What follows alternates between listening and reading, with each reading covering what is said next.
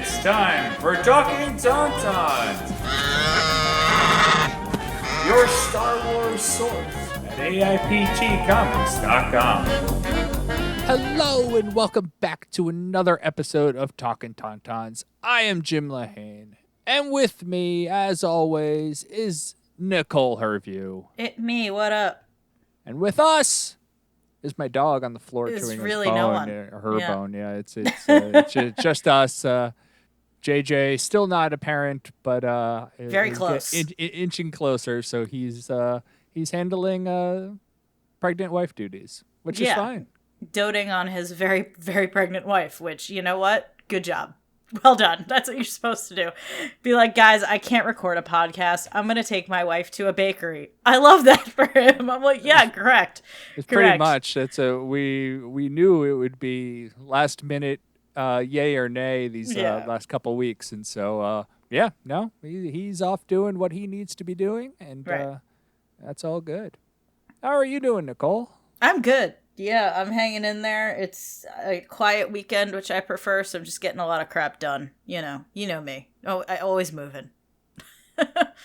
It's sometimes how it feels like it needs to be. Yeah, it's just it's being an adult. It's really annoying, actually. I understand that.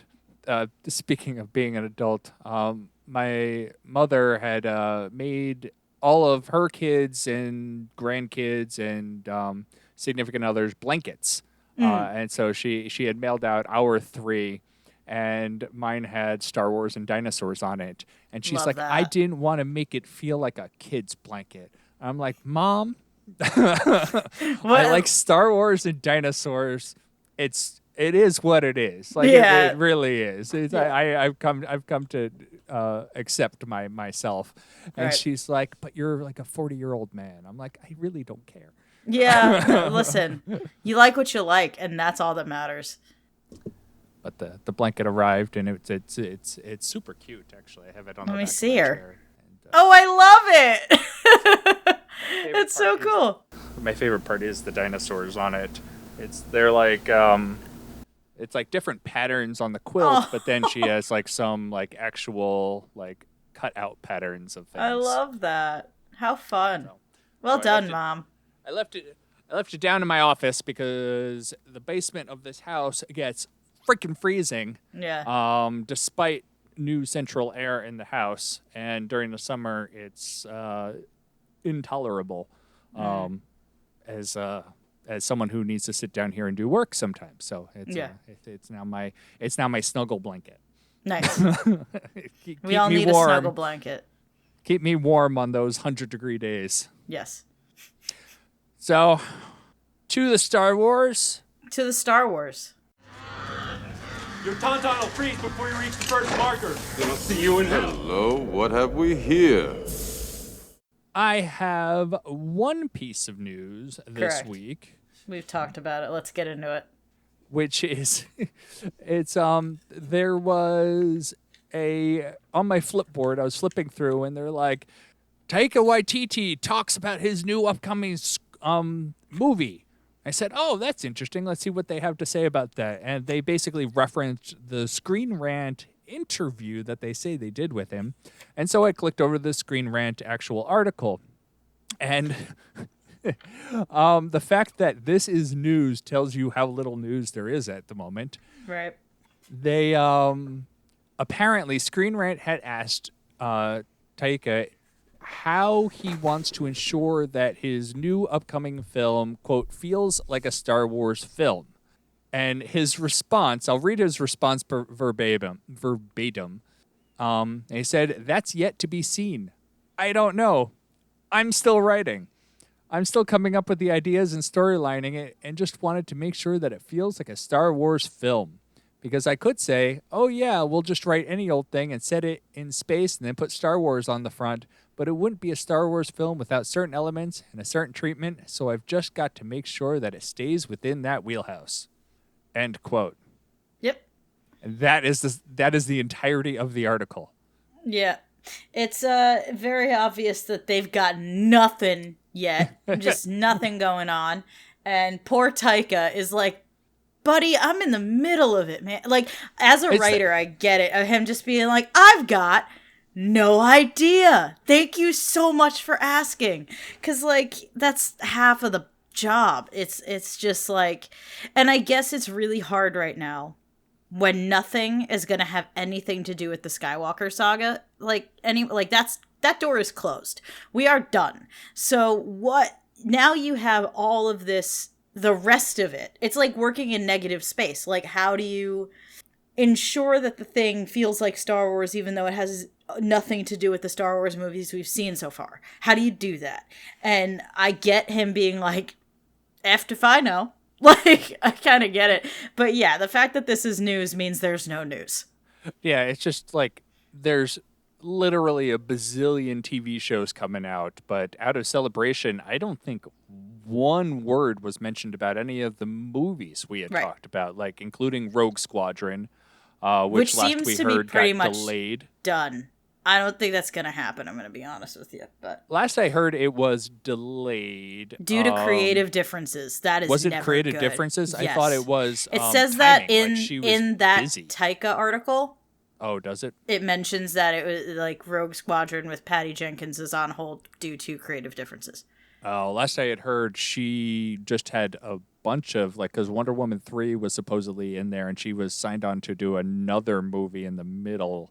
And so timing was the problem.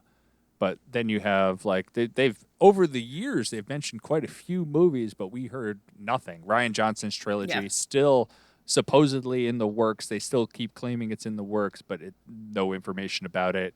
And then there's this, Then there's quote, this. news.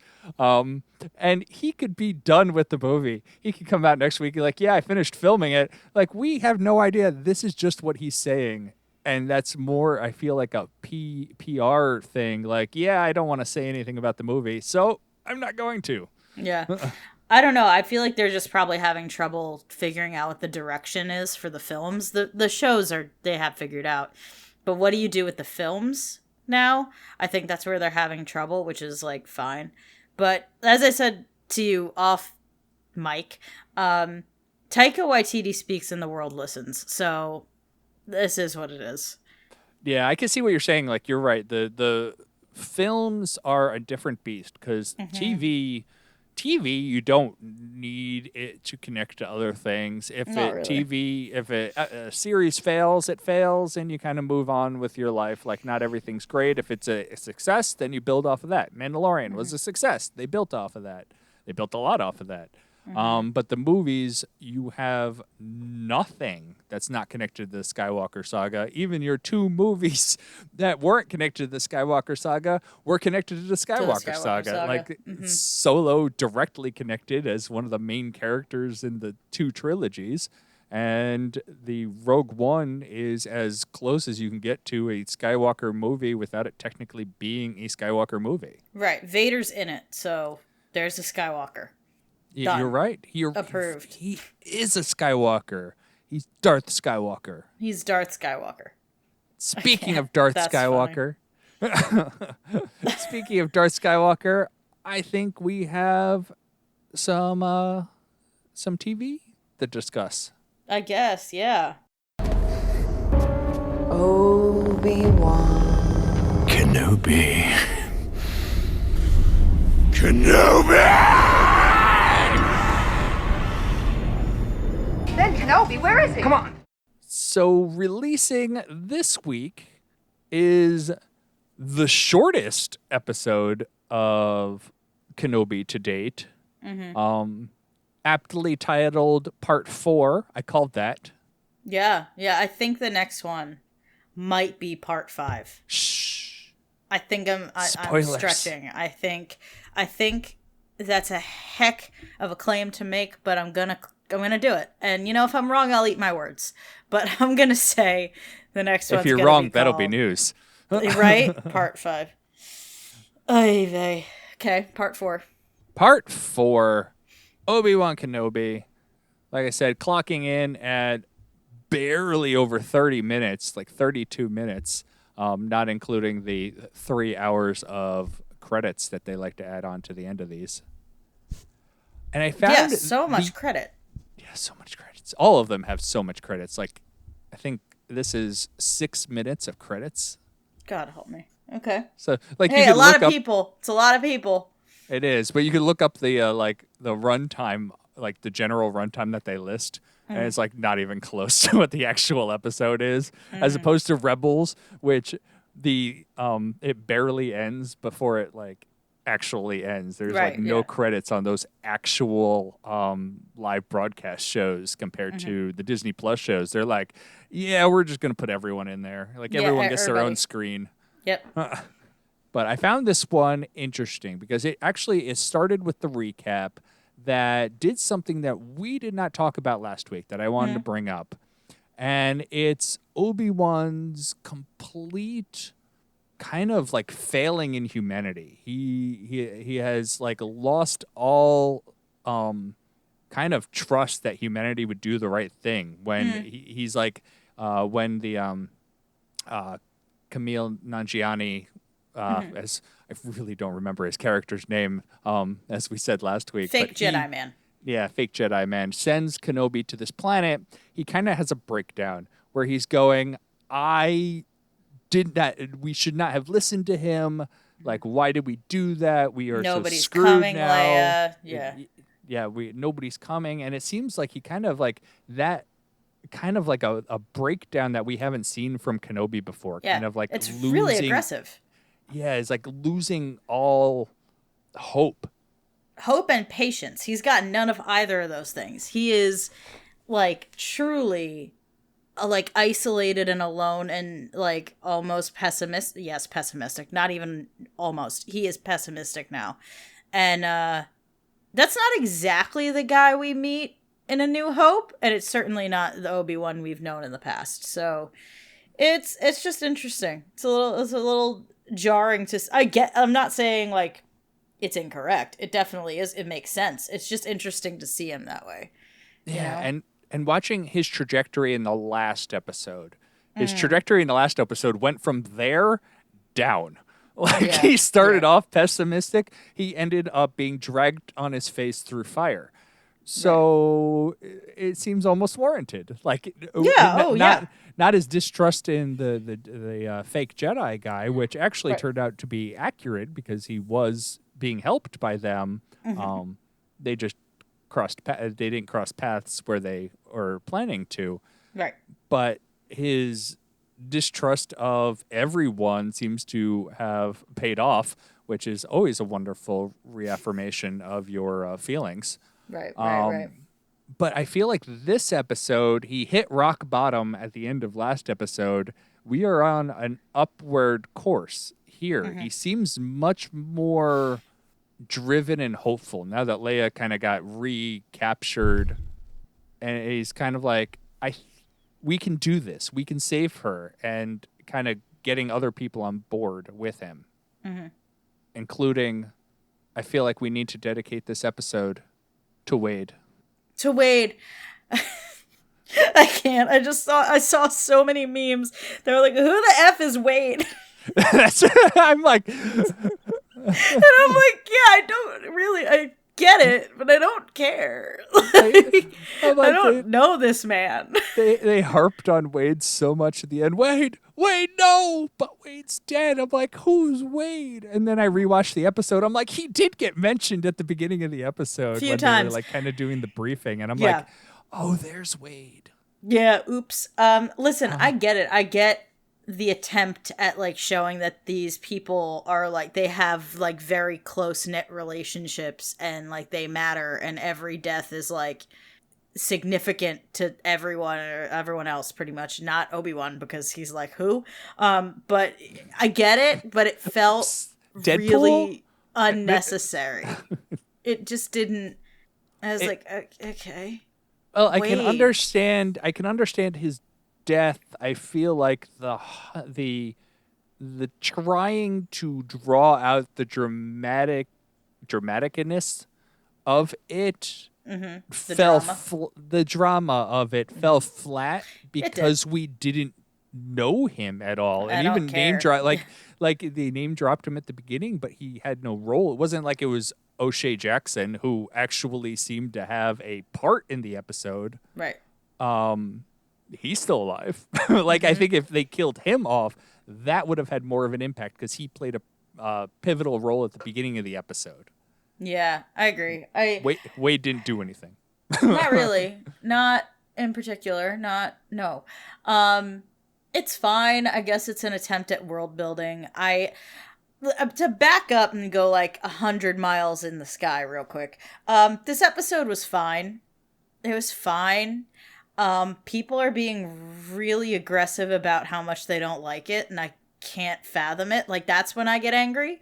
It's fine. It's not a great episode, but I'm gonna defend it till the death because these people are ridiculous.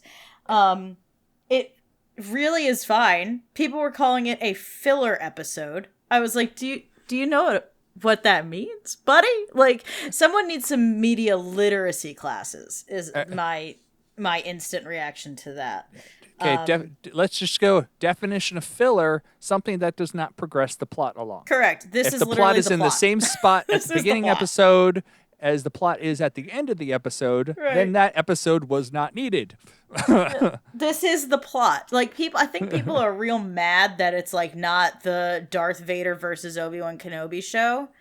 And I'm like, yo, this is the plot. So calm down. And I love it. I love Baby Leia. I cannot stand all of the like, goes against canon nonsense. It doesn't. Shut up. I'm done yelling. And I'm not even yelling, but I'm done with that. I'm done. It's fine. It was fine. It had some really dope sequences of action, but there was an IGN review that, I'll call them out, I don't care. There was an IGN review that really got under my skin. Like, really got under my skin. Because it was like, there were no stakes. At no point was I worried about these people. Even, like, Tala, I wasn't worried. I was like, I was sitting there worried as hell. What show were you watching? Tala. What show were you watching? She almost died like 4 times. What show were you watching? I do not think Tala is going to make it out of this series alive. No way in hell. And here's the thing. I understand that because we see Obi-Wan and Leia again, we know they're not going to die. But that doesn't mean there's no stakes. But death is not the only Are we sure they're bad not thing. clones? Oh, Christ. In a universe of clones, we have the Grand Inquisitor coming back. Maybe, kind of, should have. Probably. I don't think it's a clone. I think he's just not dead. But I think that's actually, I want to talk about that a little. When Vader mentions because that also came up in the recap, Vader mentioning to Reva, like, do you want to become Grand Inquisitor? I think he's playing them. I think he's playing them hardcore. He knows the Grand Inquisitor is still around. He's like personally like seeing to the Grand Inquisitor, and he's playing these other Inquisitors against themselves to kind of see what they do. That, and because like it's a fire under their butts, right? Like, it'll get him Kenobi quicker if everyone's like really trying their hardest. And then at the end, he's like, by the way, you guys were never going to be Grand Inquisitor. LOL, he's back. Like, that's what's probably going to happen. Yeah, very Anakin of him. Very Anakin of him, no? Yeah, I think he's coming back. I think you're exactly right. I think it's he 100% absolutely is coming tool. back. Like, there's literally no doubt in my mind that he is coming back. Yeah, because he has to. Like, he can't not. And they're not breaking canon for one character who they brought into this show from another show that takes place after this show. No. Like, they're just not gonna break canon. It's so stupid. I feel like they're definitely gonna Hello. pull. Yes, my Susie Q is locked in the office with me, and she's curling on my lap. Keep in mind her. This is like a 60-pound husky. And big dog. She is a big puppy. No, the face. Oh my God! Sorry, I can't not respond to that. I'm gonna boop a snoot in like 3 seconds. I'm gonna figure out how to boop that snoot. I'm sorry, Star Wars. Star Wars. I don't even remember what I was saying. Canon, the Grand Inquisitor, Yes, they are not going to break canon. Like this is No. like they're gonna bend it where they see that they have room to bend it, but they are never going to break it. Correct. Unless obviously like comics or mentions in a book, like those are the sort of things like they'll trample on. But if it's in a TV show or a movie, those are the sort of things that they take as like solid written in stone sort of things. Gospel. Yes. Yeah, it's it's just it's bananas. But I want to talk about some of the action sequences and some of like Obi-Wan using the Force and like a lot of the lightsaber nonsense he was doing I was like, yep, we're back. Like I was right back in the Clone Wars, the show and Attack of the Clones. Like I was there and I was like, this is fantastic. It's nice to see Ewan do that stuff again and see Obi-Wan kind of come back to himself a little bit. So the one scene in this episode that stood out to me as being like, oh my word, that is absolutely gorgeous. Like this is like literally a work of art sort of thing. And as I'm realizing it, I think it's the only time the lightsaber gets lit in the whole episode is when he shuts off the power to save Leia, and he takes out the stormtroopers with the lightsaber. So literally, all you have is Leia lit up in red because the little lights under there. You don't see the stormtroopers anymore because the lights got shut off, and just the blue blade gets lit up on one of the stormtroopers, and they go down. And I'm like, if they had kept that view for both stormtroopers, I think that would have been fantastic. But still, I still liked what they did. It was super cool. It was kind of a callback. Fun fact. I don't know exactly what the game is because I haven't played all the Star Wars games. But they did a similar thing with Sam Witwer's character. I think Starkiller. Force Unleashed. Yeah. He does the same thing. Like literally dark room, blade lights up. Sam retweeted it if you want to go see it on Twitter. But he was like, yeah, Kenobi stealing my legs and then my moves. And I laughed very hard. But yeah, it was dope. That was really cool. But he lights it a few other times, mostly like for defense, like to ricochet blaster.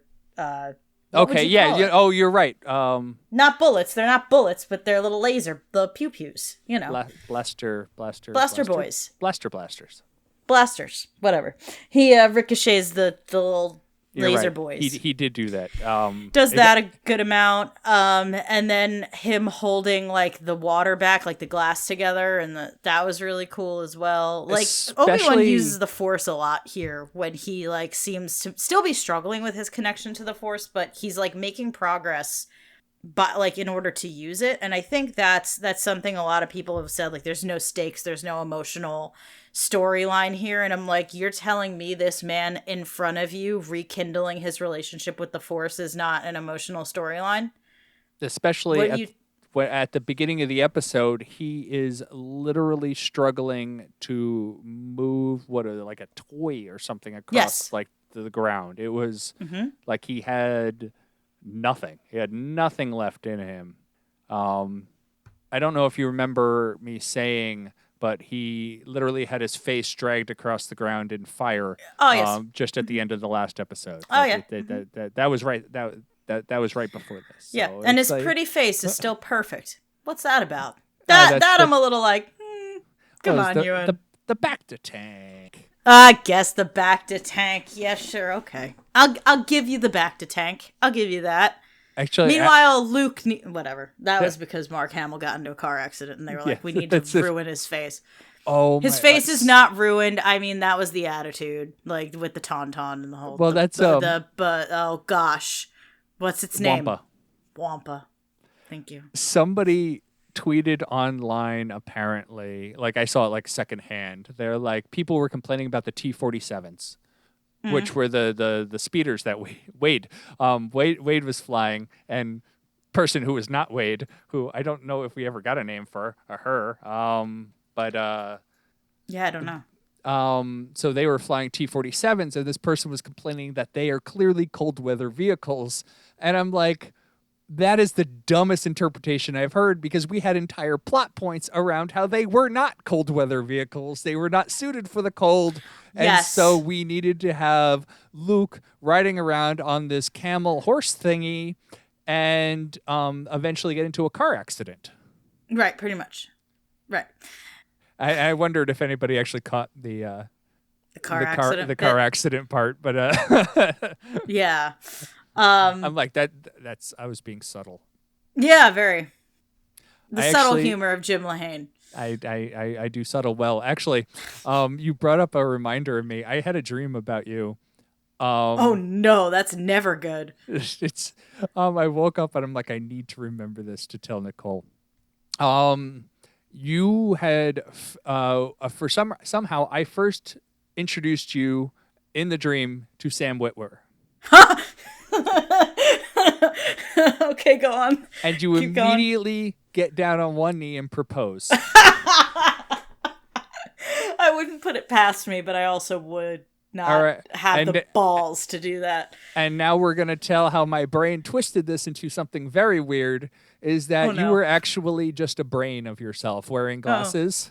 And you had you were on like a little metal like robot tray, and your little robot tray kneeled down to propose as a brain You know what? to Sam Witwer. My base instincts, yeah, my brain would be like, we got to do this. We got to do it now.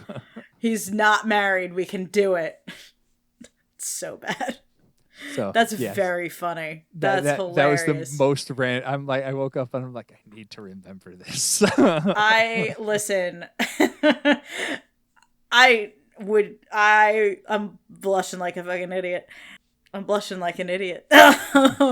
And yeah, no, I would not have the guts, the balls, the stones, the cojones to say more than like 3 words to Sam Witwer in real life. I think I'd just be like, hi, great. And then that'd be it. I'd be like, okay, bye.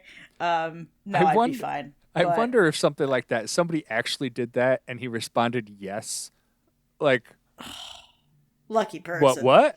I think he'd be like, I didn't nice, plan but that far ahead. Like, wait, we're Nah. doing this now?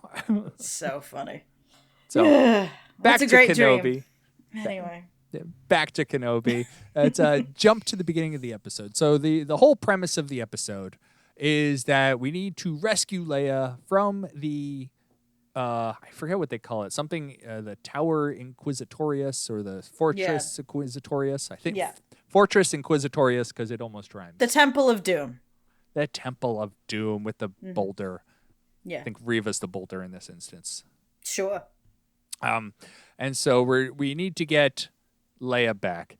And Leia has some absolutely phenomenal scenes with Reva. Like she physically looks scared in a lot of them. And my favorite part was like, but I need to run this by my father first. If you can, like, if we can just do that. You said we're on the same side here, so clearly, Brilliant. like she's like, all right, that's it. Go, you're getting interrogated. It's Yeah. like, what? Yeah, like that kid was playing it up until like that chair came into the picture. But she's so good. That little actor is so good. A. And B, that's the most Leia thing I think I've ever seen. This small child just being like, you know, I'm going to take what you just said and I'm going to throw it in your face. Like, let's just see how this goes. You know, very, I recognized your foul stench as soon as I came aboard. Like, very, very good. Yes, I absolutely loved that. You're right. I think she is killing it as Leia. She's so good. She's so good. I'm so proud of her. I don't know her, but I'm proud of her. And kid actors are super hit or miss. Like, yes, Lord. I've heard like they really like if you don't have a director who knows how to work with kids, you're even worse. Goofed. Which is part of the Jake Lloyd. People Yes. had problems with Jake Lloyd is because he didn't have a director who knew how to direct kids.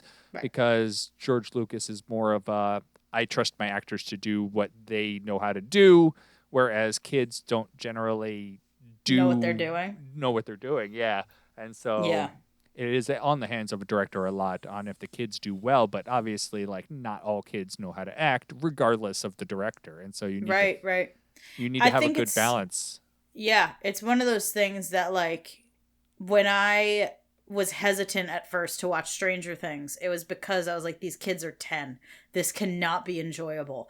And then within the first, like, 10 minutes of the first episode, I was like, oh, they're fantastic. And I feel like for me, it's always, like, a pleasant surprise when a kid is that good. But it's so impressive and engaging. Once I see that, I'm like, this is fantastic. And yeah, there's really no in between. They're either great, like absolutely stellar, or quite bad. And we're dealing with some really, really good kid acting, TM. It's not even kid acting, it's a kid actually acting. There's kid acting, right? And then there's children who are acting. And she is acting with a capital A. She is. And I absolutely love her. I think she's great. I'm loving her interactions with everyone, really. Her interaction with Obi-Wan, her interactions with Reva have been really good. And really good. Like, despite what the internet says, I'm loving Moses Ingram in this role. She's great. Her voice, I don't know if they adjust her voice but like, she feels louder than the other characters, and I don't know if it's just my hearing issues in general, but it feels like it could be like they adjusted her voice to make her stand out more, and it's super noticeable to me. Like, whenever she's talking, I know she's talking. Like, I know it's her. I mean, yeah, she has a heck of a presence. I haven't noticed that, so I don't really know. I think that's part of it is like she's meant to have this super powerful presence, and obviously she's a force user to, like, on top of that. I wouldn't be surprised if they did, like, titch up her voice just a little, just to make her louder than all the other characters. It's possible. I don't know, but I just know that when she was, like, trying to be calming and, like, talk to Leia in, like, the almost interrogation, like almost playing good cop bad cop with herself, she was so convincing, so good, like, really, like, exactly what she needed to be, which is a person who is trying to be comforting to a child but who has no idea how to do that. You know, it was really great. It was a very nuanced, beautiful performance from her this episode. Yeah, and her scenes with Tala as well.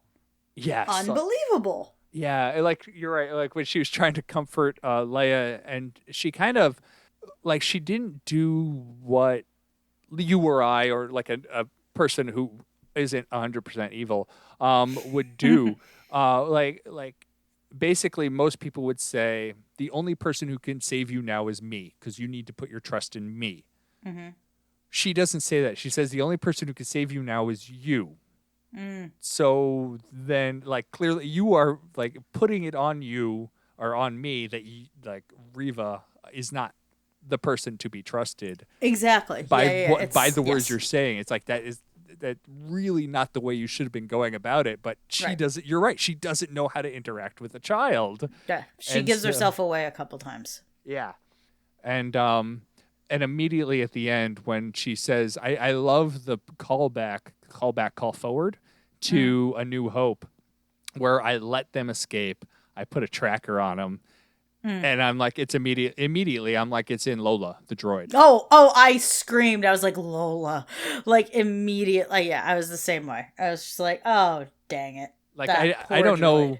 Like, it was 100% obvious to me. I wonder if it wasn't obvious to anyone. Like, you said, I don't know. Like, it seemed like it clearly is Lola, because she was playing with the droid in her hand. Yeah. And I did, like, we get just a little bit more on her backstory, where she's like, I used to have a droid. It was taken from me. We are going to get a flashback of her as a kid. Yes, we are. We're getting it. Probably the next episode, maybe I feel like they wouldn't waste the last episode on. Yeah.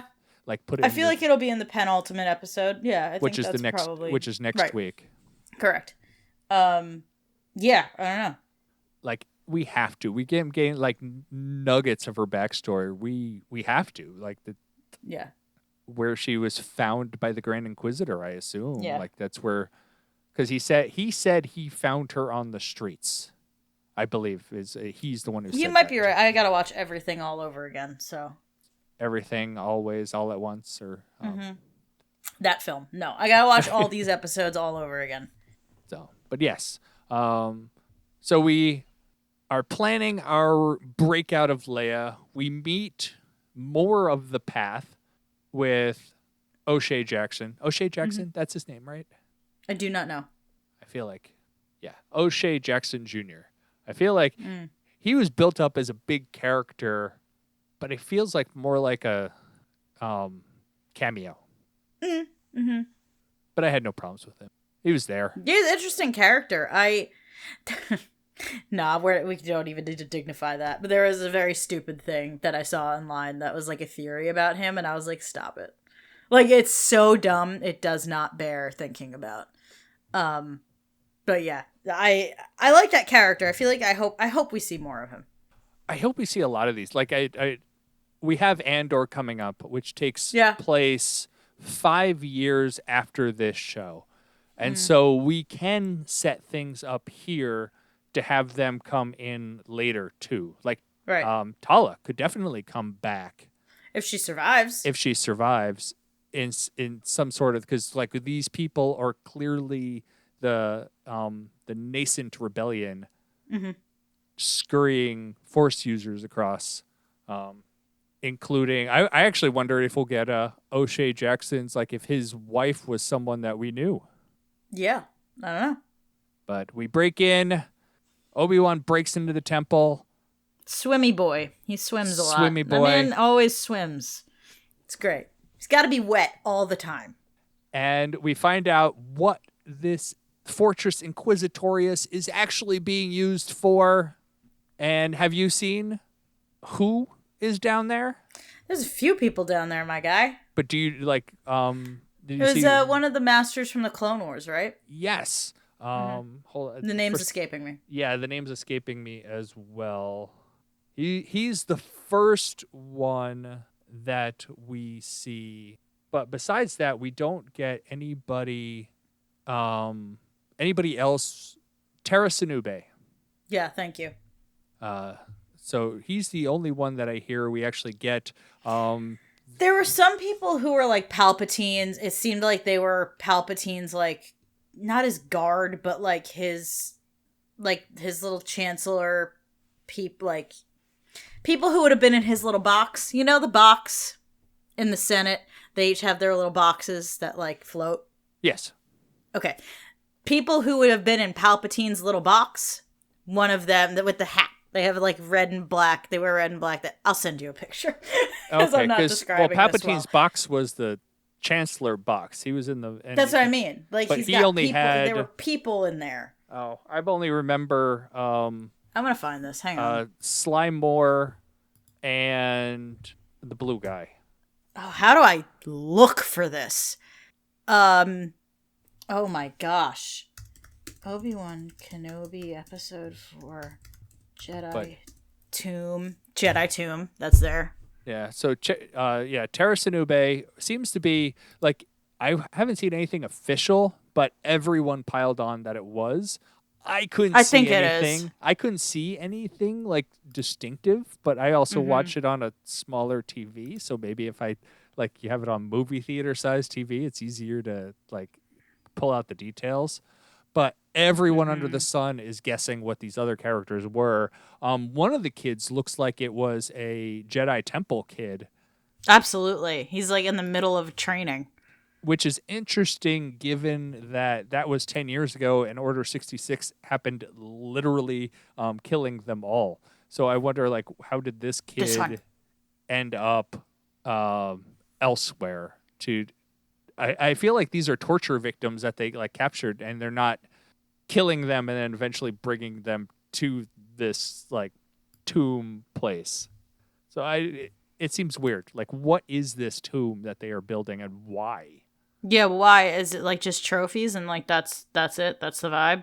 But if they're trophies, then why would you bring a kid from the temple? Like, I feel like that kid had to have some other backstory in order to end up in this place. Because just I don't know. unless it's like the first kid that, but even the first kid that Anakin killed didn't have the helmet on. It was a Master Skywalker. Not that one. Hang on, I'm getting something. You're getting something. I can keep talking. Florum. No, never mind.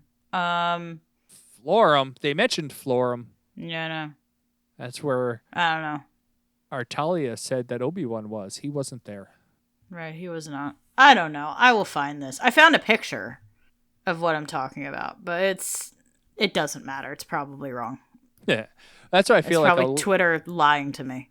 It's a lot of people. I know what this is, and you have no idea. I saw a picture that was a side by side that I was like, yes, could be, and I'll find it at some point. I don't know. Okay, but you brought up one of the other interesting things on their escape: the glass breaking, and Obi-Wan holding back the water, which I found like that's super cool scene. The fact that she closed the door between the water rushing after him, and no water got through. Slightly unbelievable. Probably there was some water coming through. But that was after, like, that was the water pushed up against the door. Like, there was no, like, water on the floor. I found that is actually probably the one part I went, I don't think that happened. Mr. Science is here. Well, not even Mr. Science, that you're running away from a wall of water. Like, you're not going to, like, close the doors perfectly between yourself and the wall of water, which you were literally standing inches away from. Yeah. I don't know, man. Yeah. But my favorite was the callback to A New Hope, which probably may not have been a purposeful callback. But when Obi-Wan comes out of the water, he's like perfectly dry. Yes. Yeah, it's not that kind of movie, kid. Yes, I know where you're going. Yeah, and that's it. And when they get out, that's what you're referring to. When they get out of the trash compactor, they're dry. Mark Hamill's like, but my hair's dry. My hair shouldn't be dry. And Harrison Ford is like, says something like, if they're paying attention to your hair, you're doing something wrong. Yeah, the quote is, it's not that kind of movie, kid. If they're looking at your hair, we're all in trouble. Yeah. And so it's and he's absolutely right. I 100% never realized until I heard that quote that his hair was dry. But in this, like 100% dry, clothes dry, hair dry, and you literally were just swimming in the water. Fine, all good with me. I don't care. Kenobi's got like a personal like blow dryer, like those ones at like the theme parks where like you get off a log flume and there's like a dryer right there where you could just step in and they'll blow like hot air on you until you're like quote unquote dry. He's got one of those in his pocket. It's called the Force. That too. Force dryer. So we're escaping. Yeah. We talked about the actual escape scene. You're right. Talia does some master lying. She's so good. I don't know if you're lying for me or against me. Yeah, excellent. And I'm like, that's probably the best way to go with these Force users is if they know you are lying, just like that, all they can tell you is you're lying. Yeah. And so if you purposely lie and let them know that you know they're lying and you know they know that you know that they are lying. Yep. Yes. And that's correct. And that seems to be the best way. And like you're right, I loved their interaction.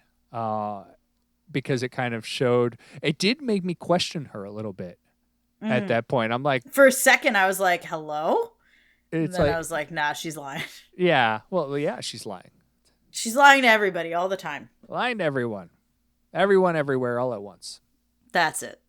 And so we make our escape from here with a 10-year-old child under a cloak. That was hilarious. I was like, nope. Nobody doesn't see that, right? Yeah. Nobody doesn't see that. Ridiculous. Like three children in a trench coat. Like that's what it felt like. It's just it was so laughable that I was like, okay, Star Wars, go ahead. Like, as you were. I saw people complaining about it online, and I'm I like, don't care. okay, that's a legitimate complaint, but it is. It's too dumb to like. It's so stupid. I And love then it. like when Reva gets down there, it's like, I can see you. How dumb do you think we are? Yeah, it's just Star Wars is stupid sometimes, and that's just how it is. And here it was, just being like, we're gonna be goofy as hell. The thing And is, that's how it goes. Is you gotta commit to it, and they Exactly. did. Commit to the bit, and they did. They were like, yeah, this is stupid. We're gonna point out how stupid it is. And yeah, And there you go. Yeah, and she called him out, and Wade came to the rescue. Oh, poor Wade. Oh my god. We're all welling up. Poor Wade. R.I.P. Pour one out for our brother Wade. Who? Never knew him. Didn't Wade? know him. I don't know that guy. But All I can think of is Deadpool? Rip. Or is that a different Wade? No, Wade Wilson is Deadpool, so yeah, probably that's what I'm different saying. Wade, Is though. that Different Wade. Different Wade than this one? Is he going to Wade. come back? Who knows? That's funny. So, but then they escape.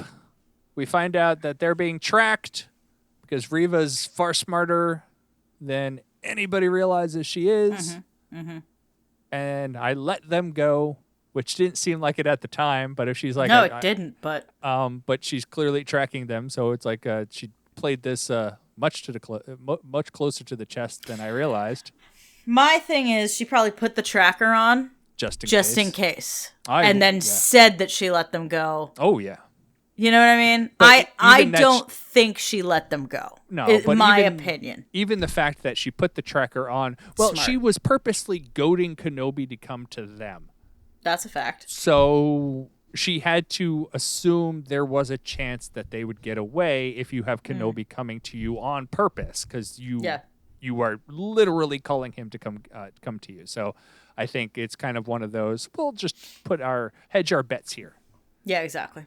Exactly. But yeah, I agree with you. She wasn't planning on it, but it is what it is. That's what when she gets called out of the room, she's like, "Oh, he's here, isn't he?" Fine, I'll Dad's play your here. game. But yeah, and then the episode ends. It was one of those like It's quick.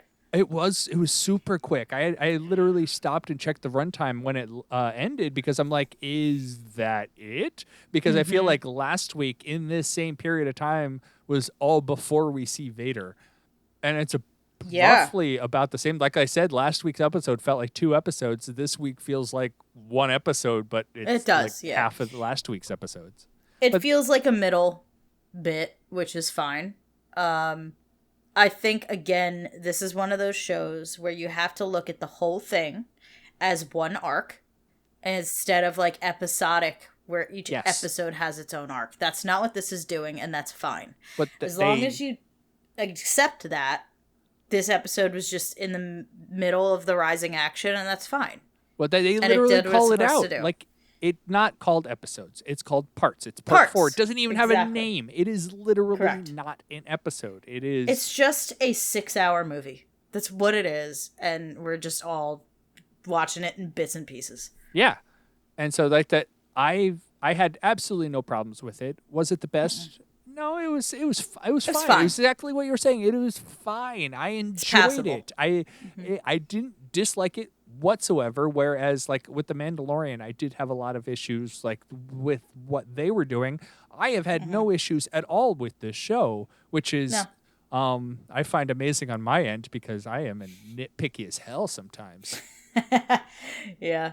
Yeah. Not gonna disagree with you, man. Yeah, But- I know it. I know I am. But yeah, I've been having a ball with this one. We haven't gotten Good. any meaningless characters inserted just for the sake of them being there, which is really the thing I have the most problem with.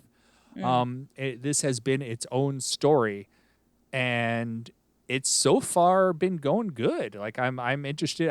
At this point, I am interested to see where they go. I have I have no reservations about where they're going. I feel like they're going to end this one on a high note because of how well it is, and I think it'll fare far better in the future having a binge bingeability about it. Yes. Like Yeah, nobody's I agree. gonna call out this episode as being that was like not as great. It's because it's a shorter one. You will immediately move on to the next one as like in the story. Yeah, I agree. So I think that's all I got. The same here. Like I said, there's shorter episode, simple, like very simple plot. Yeah. Get in, get her out, get out. Yeah.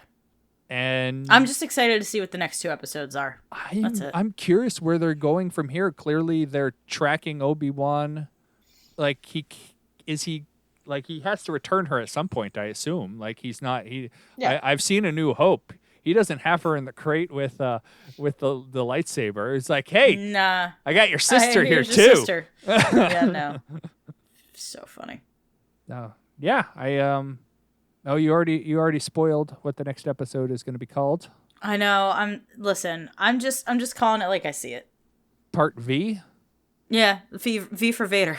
V for Vader. Yes.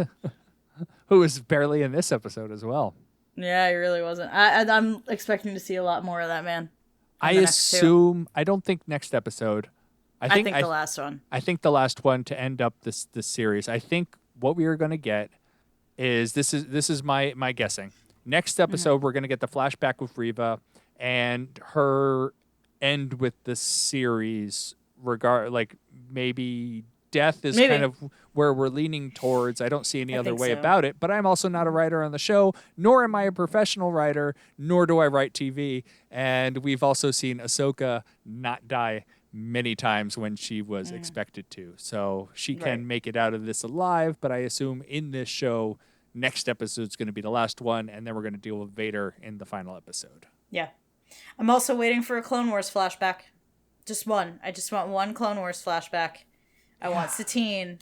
I want her now. I don't, like, at this point in time, I don't see Satine fitting into this story. Then what the hell was she... What was that? That Disney was like, watch these Satine episodes.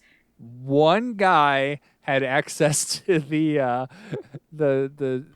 Disney Plus streaming options and went, this'll throw him through a loop. I'll tell you what, it takes about 5 people to make a post like that, so it would have to be 5 people.